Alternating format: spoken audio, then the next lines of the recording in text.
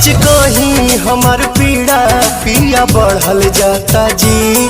जिद खानी और जी दूजे अड़ल जाता जी।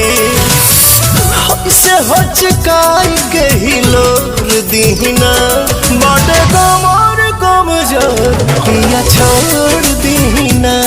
बाटे कमर कमजोर पिया छोड़ दीना।